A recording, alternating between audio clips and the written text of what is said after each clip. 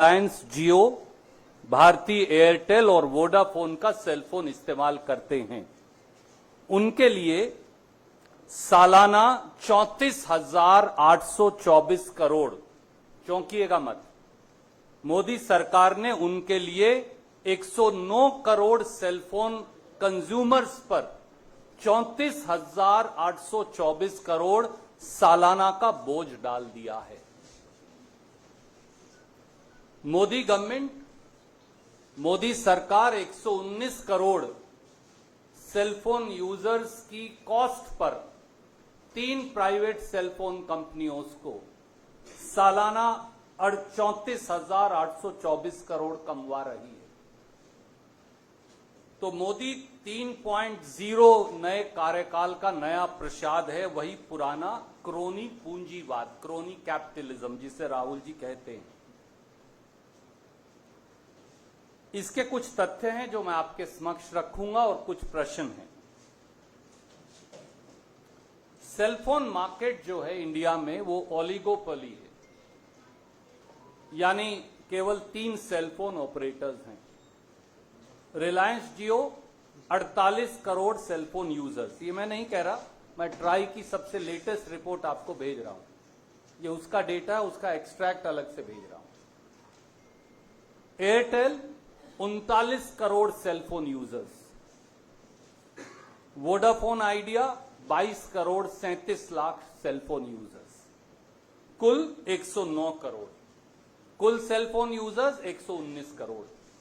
बाकी सरकारी कंपनियों के पास मुश्किल से बचते हैं 10 करोड़ के करीब। इनमें भी अगर मैं ये कहूं कि जियो और एयरटेल की ड्यूओपली है, यानी 2 कंपनी ही देश के लगभग सारी सेलफोन मार्केट को कंट्रोल करती हैं, उनकी संख्या 87 करोड़।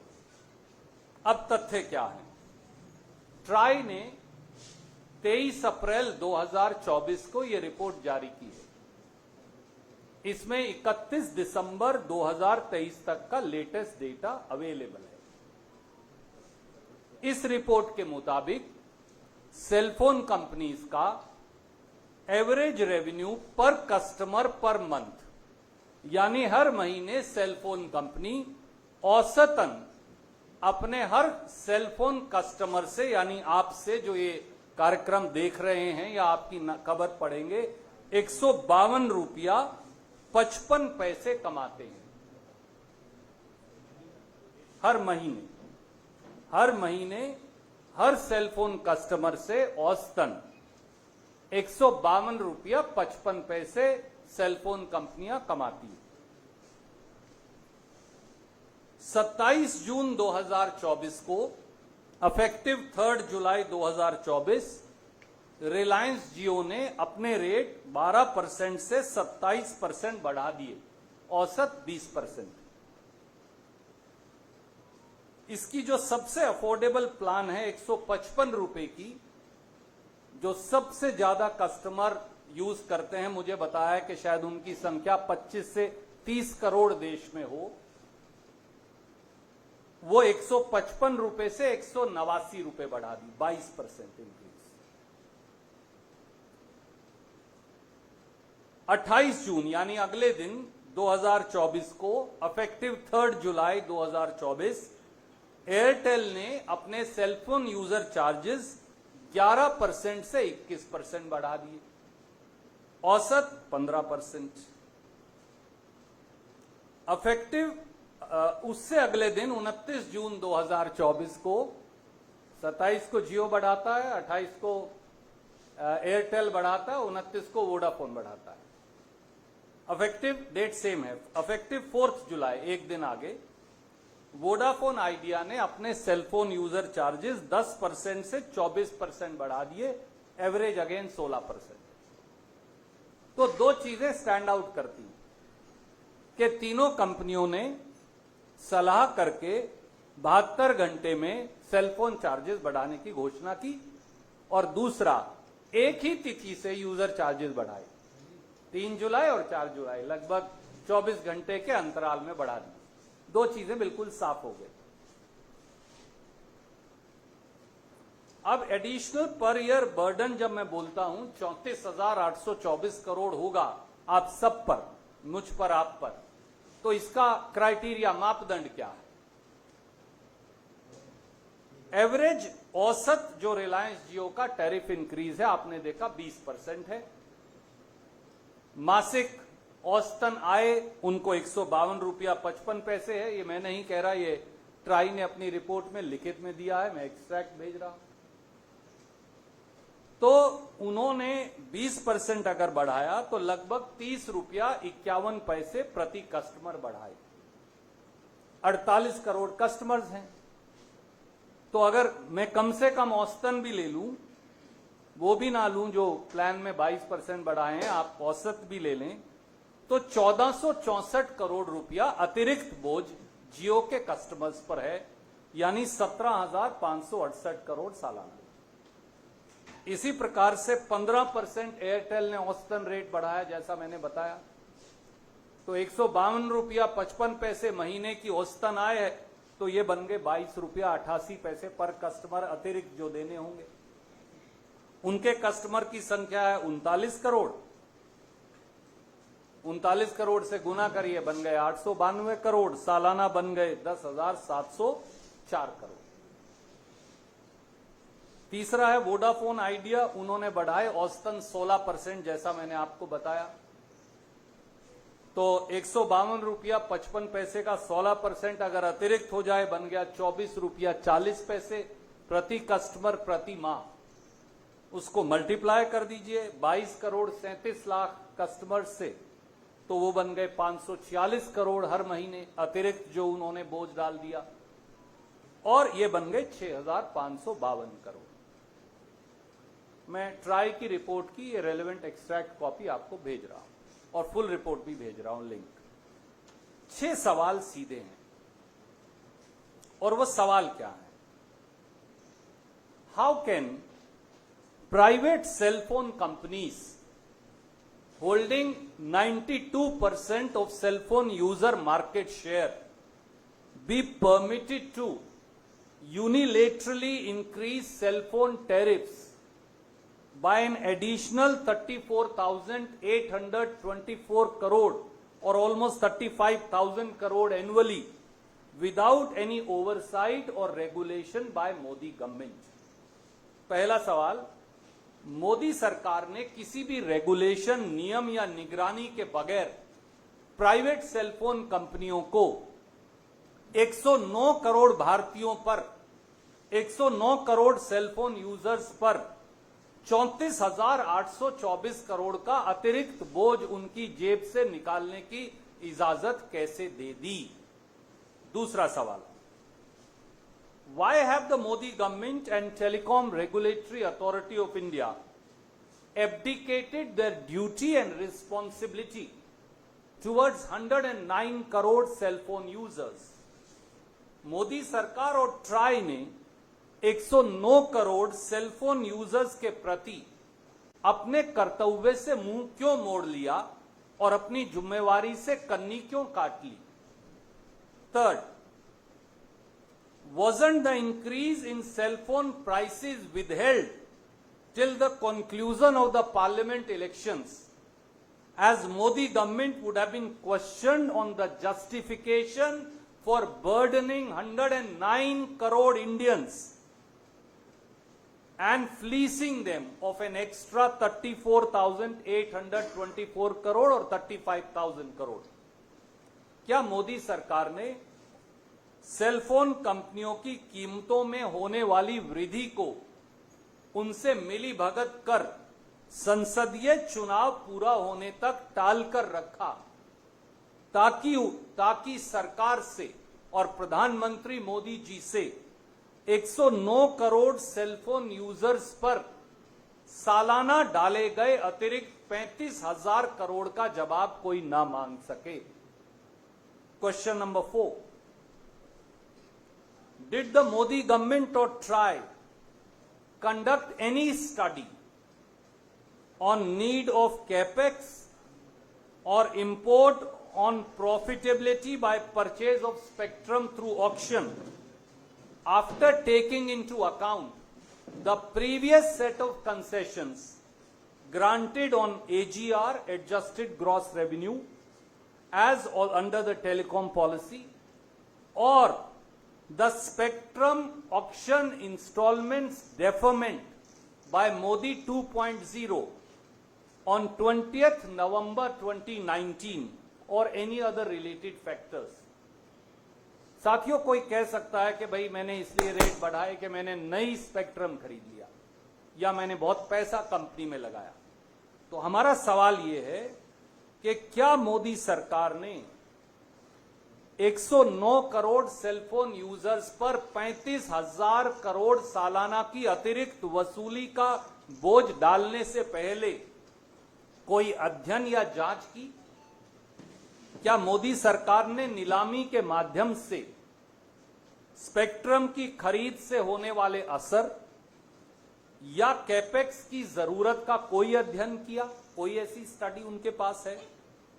क्या मोदी सरकार ने AGR, एडजस्टेड ग्रॉस रेवेन्यू पर दी गई पिछली रियायतें या फिर 20 नवंबर 2019 को मोदी जी ने छूट दे दी थी 42,000 करोड़ की स्पेक्ट्रम ऑक्शन इंस्टॉलमेंट की पेमेंट की, उनका क्या असर होगा, इसका कोई अध्ययन किया? Question number 4, how can all private sale phone companies increase their tariffs between 15% to 20%?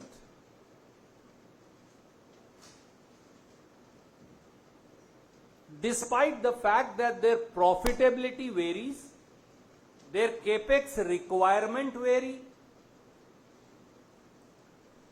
and their investment capacities and actual investments vary, and their purchase of spectrum in auction varies. So how can they all raise cell phone charges by the same percentage? It's very unique. Why is Modi government then turning a blind eye to it? ऐसा कैसे हो सकता है कि सभी cell phone कंपनियां अपने cell phone के चार्जेस 15% से 20% लगभग बराबर बराबर बढ़ा दें, जबकि उनकी इन्वेस्टमेंट की कैपेसिटी, उनके कस्टमर्स, उनका केपेक्स रिक्वायरमेंट, उनकी कैपेसिटीज, उनकी एक्सपेंशन प्लान सब भिन्न है? तो क्या मोदी सरकार ने आंख बंद कर ली?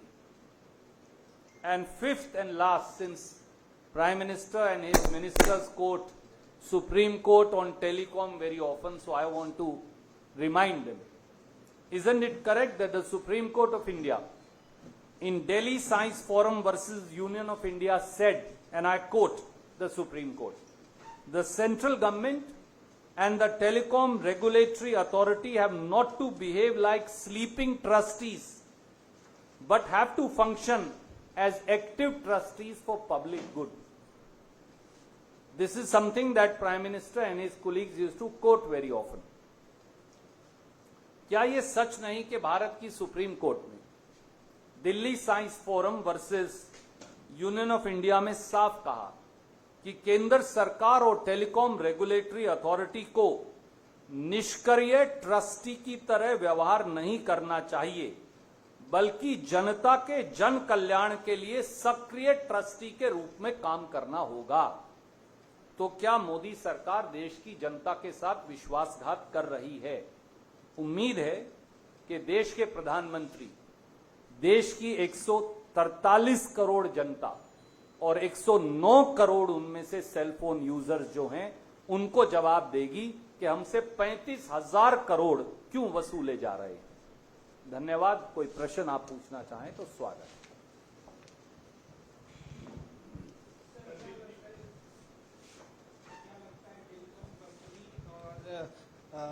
मोदी सरकार के बीच कोई फिक्स्ड मैच है? सवाल सही है, जवाब मोदी जी को देना होगा। मेरा सवाल केवल एक भारतीय के तौर पर इतना है, 109 करोड़ भारतीय सेलफोन यूजर्स पर, जिसमें रेडी वाला भी है, पटड़ी वाला भी है, पत्रकार भी है, मजदूर भी है, गृहिणी भी है, छात्र भी है, युवा भी है, किसान भी है, गरीब भी है, दलित भी है, पिछड़ा भी है, उन पर 35,000 करोड़ का भार क्यों डाल दिया गया?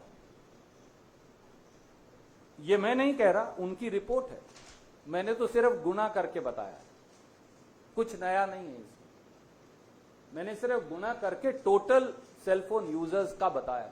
35,000 करोड़ की वसूली कर लेंगे आप 109 करोड़ लोगों से। उसका आधार क्या है, मापदंड क्या है?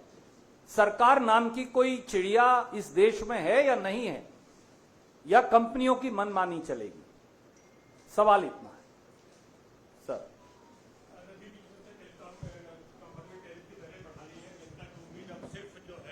सरकार या ट्राई पर होती, लेकिन ट्राई और सरकार दोनों ने कहा है कि ऐसा मामला इतना गंभीर नहीं कि हम इसमें हस्तक्षेप करें। जो कंपनियां रेट बढ़ने दीजिए, उनका हम गुणवत्ता पर जोर देते हैं, टैरिफ आने से गुणवत्ता बढ़ेगी। आदरणीय मित्र, तो फिर क्या मोदी जी ने यह देखा है कि आज के अखबार में ही रिपोर्ट है कि केवल सेलफोन यूजर चार्ज बढ़ाने से देश में इन्फ्लेशन की दर में 0.02% इजाफा हो जाएगा? Does the Prime Minister even know that? क्या यह पैसा प्रधानमंत्री देंगे या इस देश के 109 करोड़ लोग देंगे? गुणवत्ता बढ़ानी है तो सरकार गुणवत्ता सरकारी सेलफोन कंपनियों की बढ़ाए, ताकि वो इन प्राइवेट कंपनियों के बराबर खड़े हो जाएं। उनका मार्केट शेयर 8% से कम है, 92% में 3 कंपनियां हैं। अब 3 कंपनियों को 35,000 करोड़ 109 करोड़ भारतीयों से वसूलने की इजाजत कैसे दे सकते हैं? सवाल बिल्कुल सीधा और इतना ही है sir. If you ask me whether there is a violation of TRAI, then TRAI has failed in its oversight and regulation. May I remind you, Sunil ji, TRAI had earlier used to look at the tariffs, and increase in tariffs used to be approved by TRAI. You are a senior journalist, you would recall that. At that time, there were 16 cell phone companies, and there was a lot of competition in the market. So TRAI one day said, there are 16 cell phone companies, there is healthy competition in the market, we don't have to regulate, for they regulate each other. Since Modi ji has taken over, those 16 cell phone companies have become 2. It's virtually a duopoly, at best an oligopoly, at best 3 companies. All 3 are private. 109 crore is the customer base out of 119 crore. 92% is the market share. Why should TRAI and government abdicate its responsibility now? Tomorrow they will say we will not increase 15%, we will increase 500%. Then why is there TRAI? Why is there communication ministry? And let me tell you, these companies are not operating, secondly, in oblivion, in empty space. If you remember, under the telecom policy of 1999, there was profit sharing with Government of India. A method, I did not want to complicate this PC, but I just want to remind you, the method used to be called AGR, Adjusted Gross Revenue. Then the companies went back to government and said, it is too much money, we can't pay. First Vajpayee ji, the BJP government and then spectrum auctions happened. And may I remind you, for I had raised the issue on 15th February 2020, and you were present in that press conference. Government of India had again got deferred 1,02,000 crore of payment, which was directed to be paid by the Supreme Court of India. 1,02,000 crore. May I ask any customer of yours, any viewer of yours, any reader of yours, if he goes back with his EMI of a car and says, please defer 25,000 rupees, will the bank defer? But Modi ji on 20th November 2019 had deferred spectrum auction installment payment of 1,02,000 crore. All these things have to be looked at. Then if you are giving them concessions, how can they unilaterally impose a burden of 35,000 crore on 109 crore cell phone user? This is an abdication of responsibility. oversight and regulation by government. Anything? हाँ sir, हाँ sir, जरूर पूछिए। आज 6 विधायक भी जो है कांग्रेस शामिल हुए, अभी 6 और आने वाले हैं। बीआरएस ने आज ट्वीट कर कहा, राहुल गांधी जी क्या ऐसे ही संविधान बचाएंगे? आदरणीय मित्र, बीआरएस ने मोदी जी के साथ मिलकर बहुत साल, 10 साल संविधान बचाया तो था। जब उनके विधायक साथी उन्हें छोड़कर भाग रहे हैं, क्योंकि वहां ना नीति बची, ना निष्ठा बची, ना पार्टी बची, ना रास्ता बचा और शायद ना व्यक्तित्व बचा, तो ऐसे में अगर कोई स्वेच्छा से उनकी पार्टी से त्याग पत्र दे रहा है तो कांग्रेस पार्टी का कसूर कैसे हो सकता है? मुझे लगता है, मैं बहुत सादर से हाथ जोड़कर उन्हें कहूंगा, आप अपने घर में झांक कर देखिए, क्योंकि कमी वहां है, कमी हमारे यहां नहीं।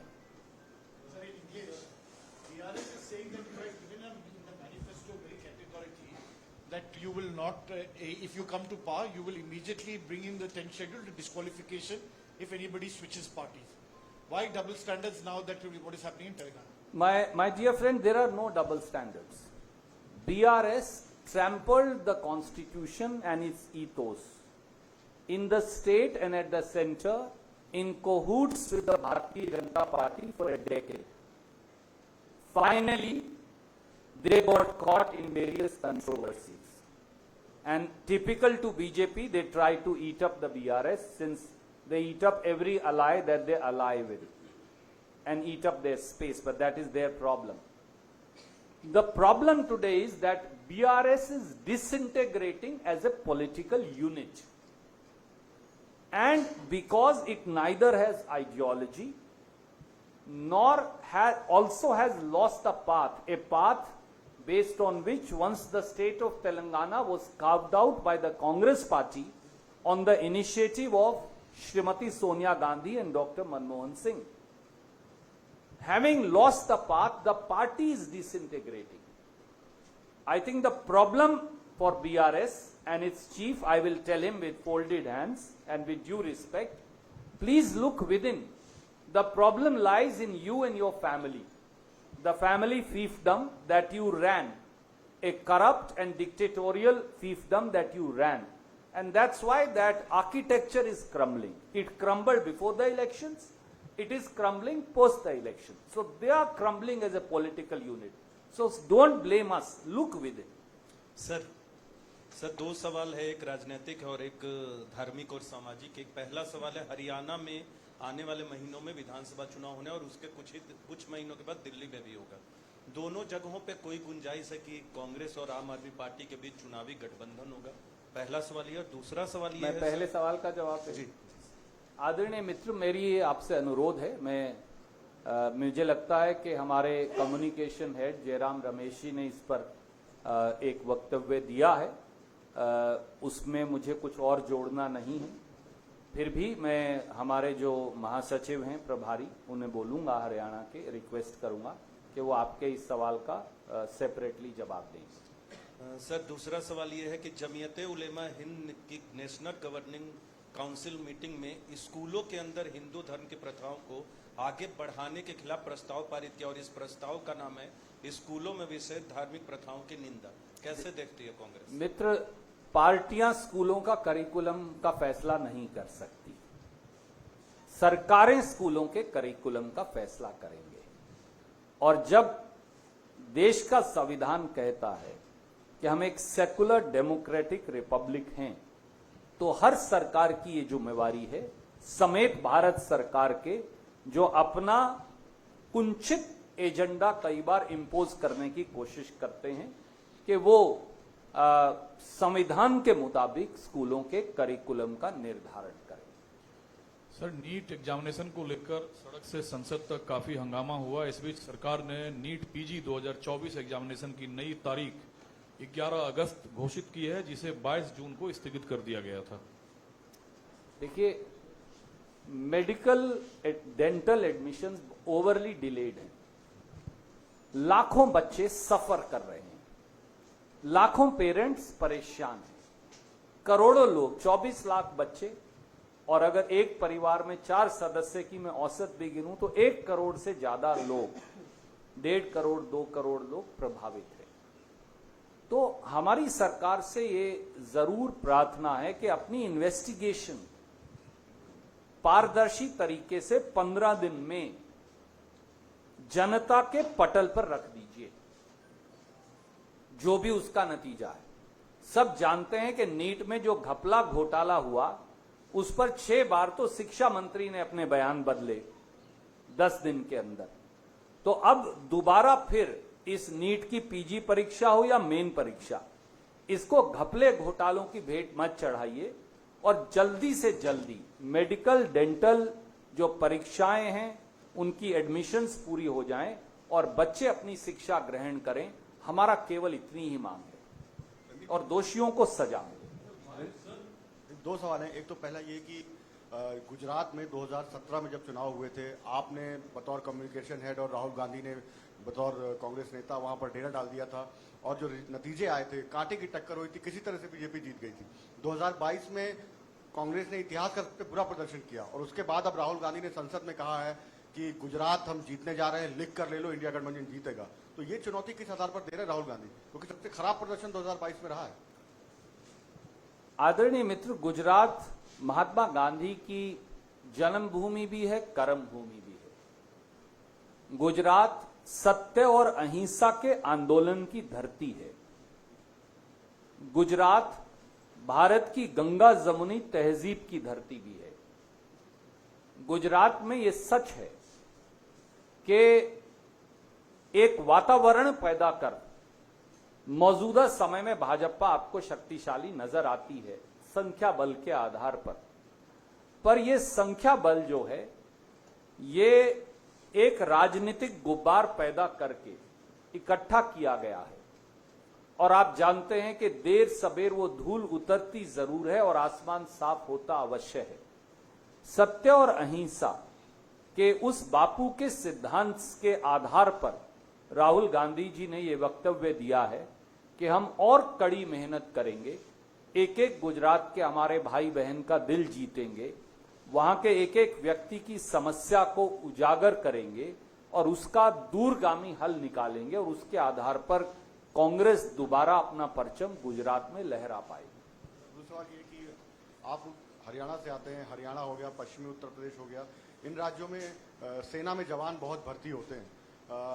अग्निवीर को लेकर के एक विवाद अभी भी थम नहीं रहा है कि 1 करोड़ रुपए राजनाथ सिंह और सेना ने अब लिख कर दिया कि दिए गए, राहुल गांधी ने कहा नहीं दिए गए, फिर कहा जा रहा है कि वो इंश्योरेंस का पैसा है। तो एक्चुअली कांग्रेस कहना क्या चाहती है, लोग ये कह रहे हैं। आदरणीय मित्र, देश का दुर्भाग्य है कि देश के रक्षा मंत्री ने देश को अग्निवीर की बात पर झूठ बोला, जिसकी सच्चाई राहुल गांधी जी ने बयां की। मैं एक चार्ट आपके लिए लाया हूं, मैं आपको भेजे देता हूं। इस चार्ट में मैंने अग्निवीर, प्री अग्निवीर और मेंबर्स ऑफ बीएसएफ, सीआरपीएफ, ताकि कोई शक ही ना रहे, ये चार्ट आपको मेरे सहयोगी संजीव सिंह जी भेज देंगे। अगर आप इस चार्ट को देखेंगे तो जो पहले 14 मद हैं उसमें अग्निवीर को कोई फायदा नहीं है। केवल 48 लाख रुपए के करीब की राशि इंश्योरेंस की मिलती है। अब मैं राजनाथ सिंह जी से पूछता हूं, फैक्ट्री वाला भी इंश्योरेंस करवाता है, दुकानदार भी अपने कर्मचारी की इंश्योरेंस करवाता है, तो इंश्योरेंस का पैसा अग्निवीर के मुआवजे में कैसे जोड़ेंगे? क्योंकि जो शब्द रक्षा मंत्री जी ने संसद में इस्तेमाल किया वो सब शब्द था मुआवजा, कोट अनकोट। क्या इंश्योरेंस का पैसा मुआवजा गिना जा सकता है? जो असली पैसा है वो तो 40 लाख रुपए से कम है, तो वो 1 करोड़ कैसे हो गया? और प्रांतीय सरकार ने अगर पैसा दे दिया तो वो आप मुआवजे में कैसे गिन लेंगे? तो इसलिए रक्षा मंत्रालय किसी अग्निवीर को जो वीर गति को प्राप्त हो कितना मुआवजा देगा, इसके लिए साफ रक्षा मंत्री को आकर बताना चाहिए, और नहीं तो इस चार्ट का जवाब दे दे। ये चार्ट मैं आपको भेज रहा हूं।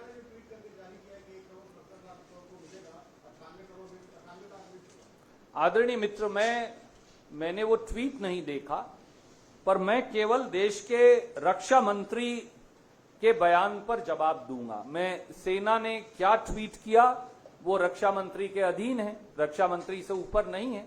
अगर रक्षा मंत्री ये कहते हैं कि मुआवजे में 1 करोड़ मिलेंगे तो रक्षा मंत्री झूठ बोलते हैं, क्योंकि इंश्योरेंस का पैसा आप मुआवजे में काउंट नहीं कर सकते। मैं आपको ये कह रहा हूं, आप पत्रकार हैं, पत्रकारों पर जो कानून लागू है उसमें भी आपके भी इंश्योरेंस होगी, तो वो इंश्योरेंस मुआवजा कैसे माना जा सकता है? कोई दुकानदार है वो अपने कर्मचारी की इंश्योरेंस करवाता है, कोई फैक्ट्री वाला है वो अपने कर्मचारी की इंश्योरेंस करवाता है, एआईसीसी अपने कर्मचारियों की इंश्योरेंस करवाती है, बीजेपी भी शायद करवाती होगी, तो वो इंश्योरेंस मुआवजा कैसे हो सकता है? बात सवाल इतना है। तो इसलिए बेवकूफ मत बनाए। आप कहिए कि हमने गलती की, आज तक कम था, अब से 1 करोड़ करेंगे, हम उसका स्वागत करेंगे। राहुल गांधी जी सही कह रहे हैं, ये चार्ट मैं आपको भेजे दे रहा हूं।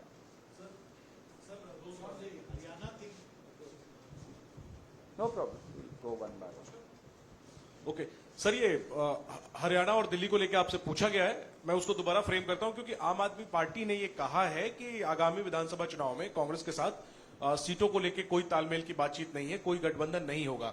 इस पर क्या रिएक्शन है, पहला सवाल। जब उन्होंने कह ही दिया फिर मैं क्यों रिएक्ट करूं? नहीं तो क्या आप लोगों ने अपने दरवाजे खोले हमारे रखे हैं? अभी ऑप्शन हमारे खुले जो हुए हैं? कम्युनिकेशन हेड हैं श्री जयराम रमेश, उनका वक्तव्य आज आ चुका है, मुझे उसमें कुछ और जोड़ना है। ठीक है सर। फिर भी मैं श्रीमान दीपक बाबरिया जी से रिक्वेस्ट करूंगा कि कोई भी और एडिशनल बात उन्हें कहनी हो, वैसे तो कम्युनिकेशन हेड को हम सब कम्युनिकेट कर देते हैं, तो वो आपको अवश्य बता दें। But the issue is different, slightly different. The lesson that was learned in 2024 is that wherever you had an alliance, things worked out better for the India alliance. Only it didn't work out in Delhi, and in Haryana, it really didn't have much of an impact. Are you quite sure that you don't need an alliance in Haryana and that your Ekla Chalo will work, because you have a different view in Jharkhand as well as in Maharashtra? Sunil ji, I may have a personal view which I will give to the party on the issue. But the party's communication head has already said that there is unlikelihood of any alliance both in the state of Delhi and Haryana. Yet the General Secretary in charge is common for both the states, Mr. Deepak Babaria. I will request him to clarify anything if there is anything else further. Sir यही हिंदी में बोल दीजिए ना जो आपने कहा। आदरणीय मित्र श्री जयराम रमेश पहले से ही कह चुके हैं कि कोई लाइक्लीहुड अलायंस की नहीं है इन दोनों प्रांतों में, दिल्ली और हरियाणा में। फिर भी मैं जो हमारे प्रभारी महासचिव हैं उन्हें कहूंगा कि कोई भी इस बारे में सूचना हो तो वो आपसे साझा करेंगे। ठीक है। और सर जो आपका प्रेस कॉन्फ्रेंस का मुद्दा था उससे जुड़ा हुआ एक सवाल है, जो मुख्य आप लोगों का सवाल है वो ये है कि तीनों टेलीफोन कंपनियों ने कीमतें बढ़ा दी, सरकार ने हस्तक्षेप नहीं किया और महंगाई की मार आम आदमी पर पड़ी है। आप जिस राज्य से के प्रभारी हैं, कर्नाटक सरकार ने लोकसभा चुनाव के बाद पेट्रोल और डीजल के दाम बढ़ाए, क्या उससे महंगाई की मार नहीं पड़ी है? और आपके प्रेस कॉन्फ्रेंस में कहा गया कि क्या सरकार लोकसभा चुनाव खत्म होने का इंतजार कर रही थी टेलीकॉम कंपनियों के दाम बढ़ाने का? वही सवाल आपसे पूछता हूं कि क्या राज्य सरकार लोकसभा चुनाव खत्म होने का इंतजार कर रही थी? आदरणीय मित्र, अगर यही क्राइटेरिया है तो सबसे पहले तो मोदी जी से पूछे जाना चाहिए कि पेट्रोल और डीजल अगर central excise doctor Manmohan Singh ji की सरकार के बराबर कर दें तो पेट्रोल का भाव लगभग 45 रुपया रह जाएगा और डीजल का भाव, अगर मुझे सही याद है क्योंकि वो आंकड़े मैंने कई बार आपके सामने प्रस्तुत किए हैं, सब्जेक्ट टू करेक्शन है, 37 रुपया रह जाएगा। तो क्या सेंट्रल एक्साइज वो कम करेंगे या उस लेवल पर ले आएंगे जो डॉक्टर मनमोहन सिंह जी ने की थी? दूसरा सवाल यह भी है कि क्या भाजपा शासित सभी प्रदेश और उनके अलाइज जो उन्होंने एक्साइज लगा रखी है वो कम कर देंगे? मैं आपकी जानकारी के लिए बता रहा हूं, साउथ इंडिया में सबसे कम स्टेट टैक्सेस पेट्रोल और डीजल पे कर्नाटक में, कंपेयर टू अदर गवर्नमेंट्स अब थोड़े बढ़कर उनके बराबर हुए। Otherwise we were lowest in the entire south India, and this is a decision that finance minister of the state takes based on exigencies of the budget. Thank you.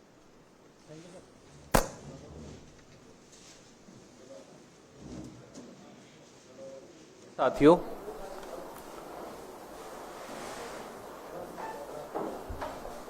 तीन जुलाई 2024 से इस देश में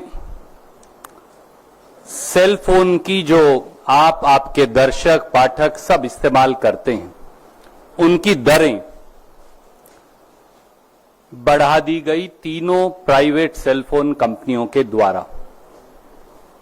ये खबर तो आई कि सेल फोन की दरें बढ़ी, पर यह खबर शायद नहीं आई कि उसका देश के ऊपर इंपैक्ट क्या हुआ। साथियों, 3 जुलाई 2024 से मोदी सरकार की आंख, कान और नाक के नीचे उनकी प्रत्यक्ष सहमति से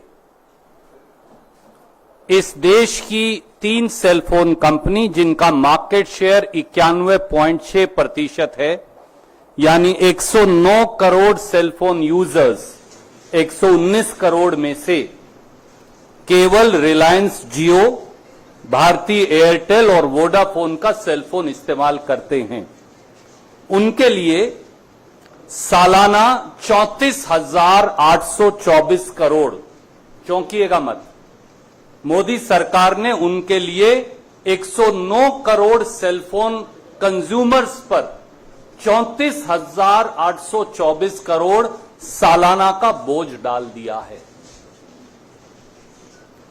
मोदी गवर्नमेंट, मोदी सरकार 119 करोड़ सेलफोन यूजर्स की कॉस्ट पर 3 प्राइवेट सेलफोन कंपनियों को सालाना 34,824 करोड़ कमवा रही है।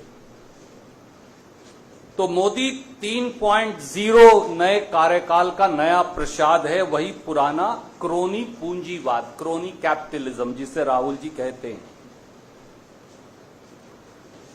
इसके कुछ तथ्य हैं जो मैं आपके समक्ष रखूंगा और कुछ प्रश्न हैं। सेलफोन मार्केट जो है इंडिया में, वो ओलिगोपोली है, यानी केवल 3 सेलफोन ऑपरेटर्स हैं। रिलायंस जियो 48 करोड़ सेलफोन यूजर्स, ये मैं नहीं कह रहा, मैं ट्राई की सबसे लेटेस्ट रिपोर्ट आपको भेज रहा हूं, ये उसका डेटा है, उसका एक्सट्रैक्ट अलग से भेज रहा हूं। Airtel 39 crore cellphone users, Vodafone idea 22 crore 37 lakh cellphone users, कुल 109 करोड़, कुल सेलफोन यूजर्स 119 करोड़। बाकी सरकारी कंपनियों के पास मुश्किल से बचते हैं 10 करोड़ के करीब। इनमें भी अगर मैं ये कहूं कि जियो और एयरटेल की डियोपली है, यानी 2 कंपनी ही देश के लगभग सारी सेलफोन मार्केट को कंट्रोल करती हैं, उनकी संख्या 87 करोड़। अब तथ्य क्या है? ट्राई ने 23 अप्रैल 2024 को यह रिपोर्ट जारी की है। इसमें 31 दिसंबर 2023 तक का लेटेस्ट डेटा अवेलेबल है। इस रिपोर्ट के मुताबिक सेलफोन कंपनीज का एवरेज रेवेन्यू पर कस्टमर पर मंथ, यानी हर महीने सेलफोन कंपनी औसतन अपने हर सेलफोन कस्टमर से, यानी आपसे जो ये कार्यक्रम देख रहे हैं या आपकी खबर पढ़ेंगे, 152 रुपया 55 पैसे कमाते हैं हर महीने हर सेलफोन कस्टमर से औसतन 152 रुपया 55 पैसे सेलफोन कंपनियां कमाती हैं। 27 जून 2024 को अफेक्टिव 3 जुलाई 2024 रिलायंस जियो ने अपने रेट 12% से 27% बढ़ा दिए, औसत 20%। इसकी जो सबसे अफोर्डेबल प्लान है 155 रुपए की, जो सबसे ज्यादा कस्टमर यूज करते हैं, मुझे बताया कि शायद उनकी संख्या 25 से 30 करोड़ देश में हो, वो 155 रुपए से 189 रुपए बढ़ा दी, 22% इंक्रीज। 28 जून यानी अगले दिन 2024 को अफेक्टिव 3 जुलाई 2024 एयरटेल ने अपने सेलफोन यूजर चार्जेस 11% से 21% बढ़ा दिए, औसत 15%। अफेक्टिव उससे अगले दिन 29 जून 2024 को 27 को जियो बढ़ाता है, 28 को एयरटेल बढ़ाता है, 29 को वोडाफोन बढ़ाता है।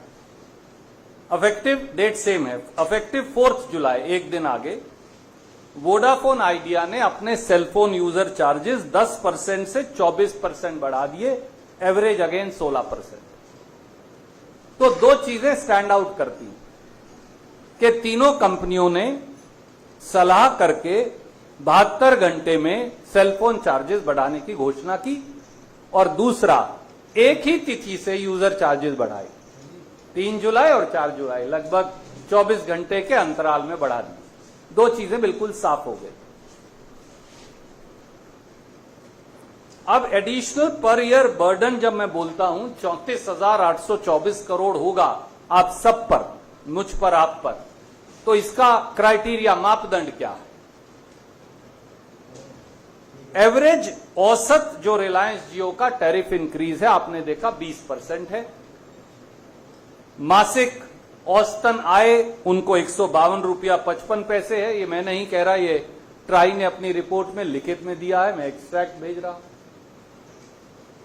तो उन्होंने 20% अगर बढ़ाया तो लगभग 30 रुपया 51 पैसे प्रति कस्टमर बढ़ाए। 48 करोड़ कस्टमर्स हैं, तो अगर मैं कम से कम औसतन भी ले लूं, वो भी ना लूं जो प्लान में 22% बढ़ाए हैं, आप औसत भी ले लें, तो 1464 करोड़ रुपया अतिरिक्त बोझ जियो के कस्टमर्स पर है, यानी 17,568 करोड़ सालाना। इसी प्रकार से 15% एयरटेल ने औसतन रेट बढ़ाया, जैसा मैंने बताया, तो 152 रुपया 55 पैसे महीने की औसतन आय है, तो ये बन गए 22 रुपया 88 पैसे पर कस्टमर अतिरिक्त जो देने होंगे। उनके कस्टमर की संख्या है 39 करोड़, 39 करोड़ से गुना करिए, बन गए 892 करोड़, सालाना बन गए 10,704 करोड़। तीसरा है वोडाफोन आइडिया, उन्होंने बढ़ाए औसतन 16%, जैसा मैंने आपको बताया, तो 152 रुपया 55 पैसे का 16% अगर अतिरिक्त हो जाए बन गया 24 रुपया 40 पैसे प्रति कस्टमर प्रति माह। उसको मल्टीप्लाई कर दीजिए 22 करोड़ 37 लाख कस्टमर से, तो वो बन गए 546 करोड़ हर महीने अतिरिक्त जो उन्होंने बोझ डाल दिया, और ये बन गए 6,552 करोड़। मैं ट्राई की रिपोर्ट की ये रेलेवेंट एक्सट्रैक्ट कॉपी आपको भेज रहा हूं, और फुल रिपोर्ट भी भेज रहा हूं, लिंक। 6 सवाल सीधे हैं, और वो सवाल क्या है?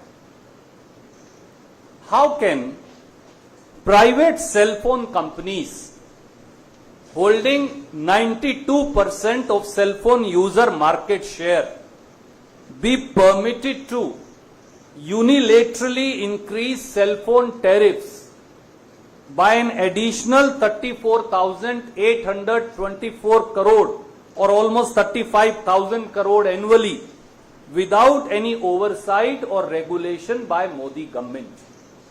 पहला सवाल, मोदी सरकार ने किसी भी रेगुलेशन, नियम या निगरानी के बगैर प्राइवेट सेलफोन कंपनियों को 109 करोड़ भारतीयों पर, 109 करोड़ सेलफोन यूजर्स पर 34,824 करोड़ का अतिरिक्त बोझ उनकी जेब से निकालने की इजाजत कैसे दे दी? दूसरा सवाल, why have the Modi government and Telecom Regulatory Authority of India abdicated their duty and responsibility towards 109 crore cell phone users? Modi सरकार और ट्राई ने 109 करोड़ सेलफोन यूजर्स के प्रति अपने कर्तव्य से मुंह क्यों मोड़ लिया और अपनी जिम्मेवारी से कन्नी क्यों काट ली? Third, wasn't the increase in cell phone prices withheld till the conclusion of the parliament elections, as Modi government would have been questioned on the justification for burdening 109 crore Indians and fleecing them of an extra 34,824 crore or 35,000 crore. क्या मोदी सरकार ने cellphone कंपनियों की कीमतों में होने वाली वृद्धि को उनसे मिली भगत कर संसदीय चुनाव पूरा होने तक टालकर रखा, ताकि सरकार से और प्रधानमंत्री मोदी जी से 109 करोड़ सेलफोन यूजर्स पर सालाना डाले गए अतिरिक्त 35,000 करोड़ का जवाब कोई ना मांग सके? Question number 4. Did the Modi government or try conduct any study on need of capex or import on profitability by purchase of spectrum through auction after taking into account the previous set of concessions granted on AGR, adjusted gross revenue, as under the telecom policy, or the spectrum auction installments deferment by Modi 2.0 on 20th November 2019 or any other related factors? साथियों, कोई कह सकता है कि भाई मैंने इसलिए rate बढ़ाए कि मैंने नई स्पेक्ट्रम खरीद लिया या मैंने बहुत पैसा कंपनी में लगाया।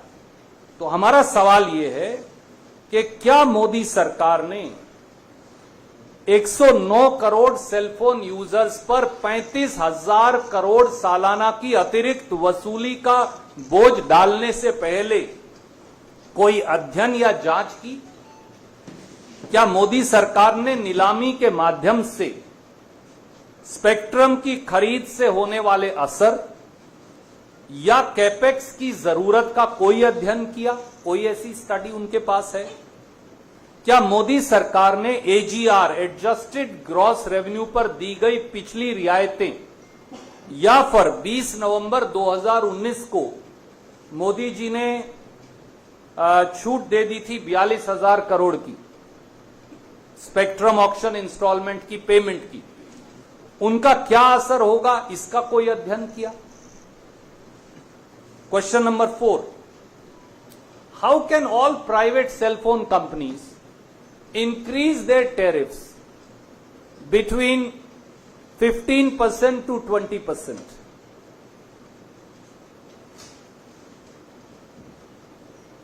Despite the fact that their profitability varies, their capex requirement vary,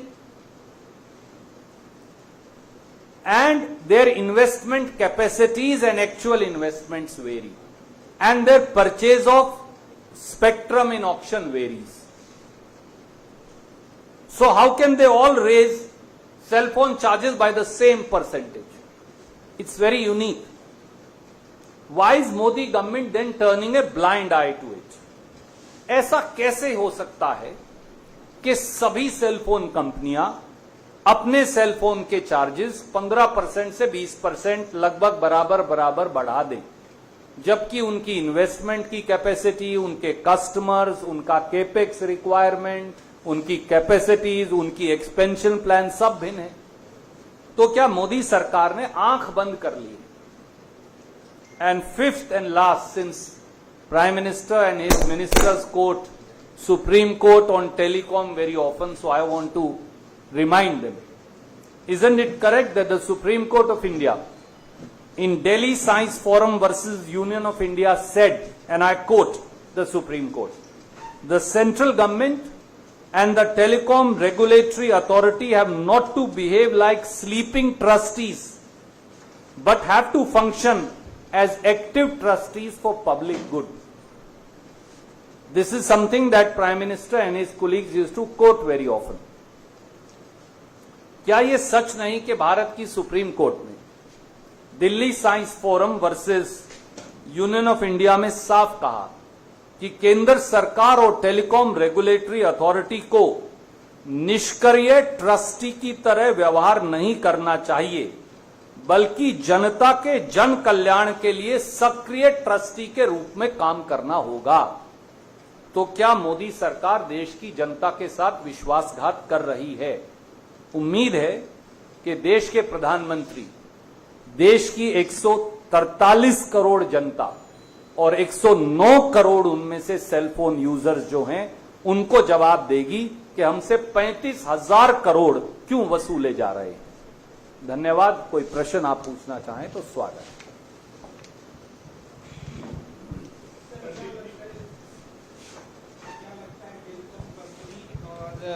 और मोदी सरकार के बीच कोई फिक्स्ड मैच है? सवाल सही है, जवाब मोदी जी को देना होगा। मेरा सवाल केवल एक भारतीय के तौर पर इतना है, 109 करोड़ भारतीय सेलफोन यूजर्स पर, जिसमें रेडी वाला भी है, पटड़ी वाला भी है, पत्रकार भी है, मजदूर भी है, गृहिणी भी है, छात्र भी है, युवा भी है, किसान भी है, गरीब भी है, दलित भी है, पिछड़ा भी है, उन पर 35,000 करोड़ का भार क्यों डाल दिया गया? ये मैं नहीं कह रहा, उनकी रिपोर्ट है। मैंने तो सिर्फ गुना करके बताया, कुछ नया नहीं है इसमें। मैंने सिर्फ गुना करके टोटल सेलफोन यूजर्स का बताया। 35,000 करोड़ की वसूली कर लेंगे आप 109 करोड़ लोगों से? उसका आधार क्या है? मापदंड क्या है? सरकार नाम की कोई चिड़िया इस देश में है या नहीं है, या कंपनियों की मनमानी चलेगी? सवाल इतना है sir.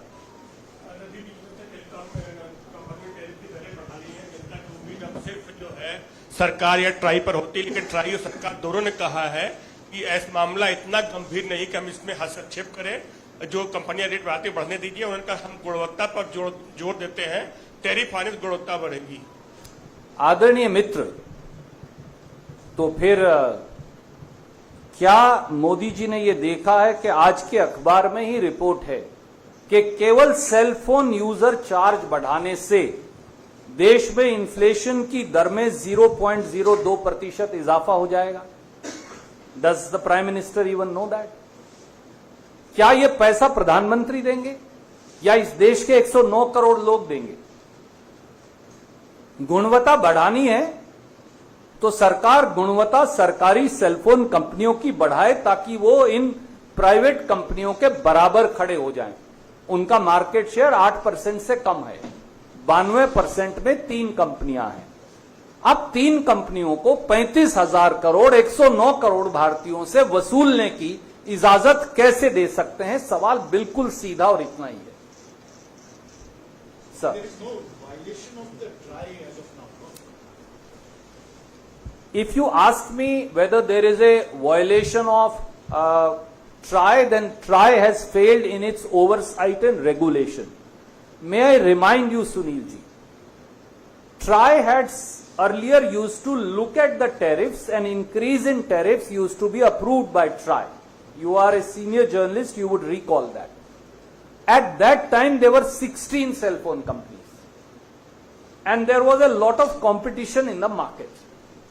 So TRAI one day said, there are 16 cell phone companies, there is healthy competition in the market, we don't have to regulate, for they regulate each other. Since Modi ji has taken over, those 16 cell phone companies have become 2. It's virtually a duopoly, at best an oligopoly, at best 3 companies. All 3 are private. 109 crore is the customer base out of 119 crore. 92% is the market share. Why should TRAI and government abdicate its responsibility now? Tomorrow they will say we will not increase 15%, we will increase 500%. Then why is there TRAI? Why is there communication ministry? And let me tell you, these companies are not operating, secondly, in oblivion, in empty space. If you remember, under the telecom policy of 1999, there was profit sharing with Government of India.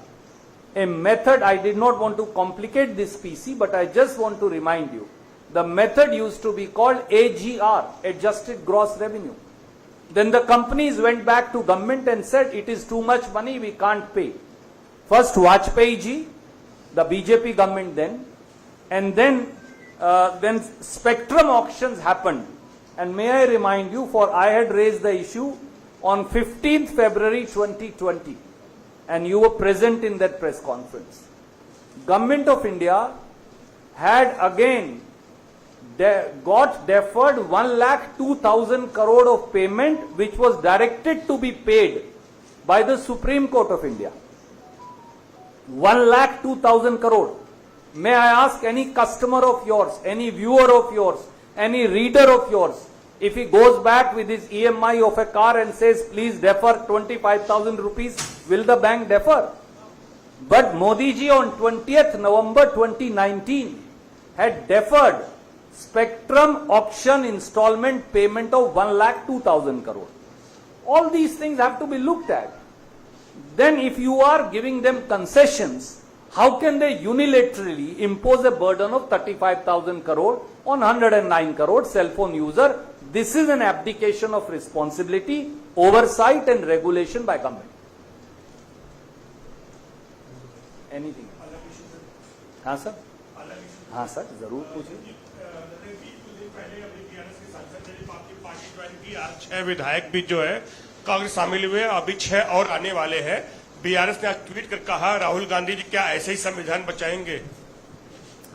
आदरणीय मित्र, BRS ने मोदी जी के साथ मिलकर बहुत साल, 10 साल संविधान बचाया तो था।